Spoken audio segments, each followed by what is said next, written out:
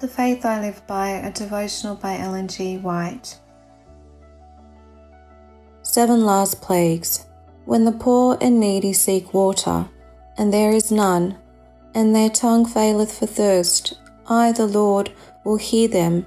I, the God of Israel, will not forsake them. Isaiah 41:17.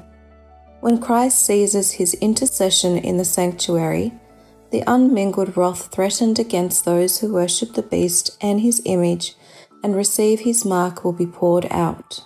The plagues upon Egypt when God was about to deliver Israel were similar in character to those more terrible and extensive judgments which are to fall upon the world just before the final deliverance of God's people, says the Revelator in describing those terrific scourges.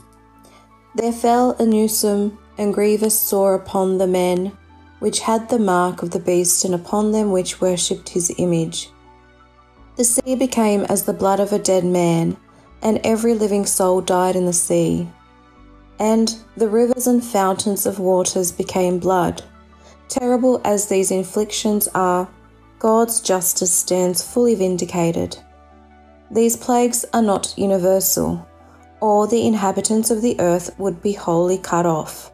Yet they will be the most awful scourges that have ever been known to mortals. All the judgments upon men, prior to the close of probation, have been mingled with mercy. The pleading blood of Christ has shielded the sinner from receiving the full measure of his guilt. But in the final judgment, wrath is poured out, unmixed with mercy. It is impossible to give any idea of the experience of the people of God who will be alive on the earth when past woes and celestial glory will be blended. They will walk in the light proceeding from the throne of God. By the means of the angels, there will be constant communication between heaven and earth. The people of God will not be free from suffering, but they will not be left to perish. While the wicked are dying from hunger and pestilence, angels will shield the righteous and supply their wants. To him that walketh righteously is the promise.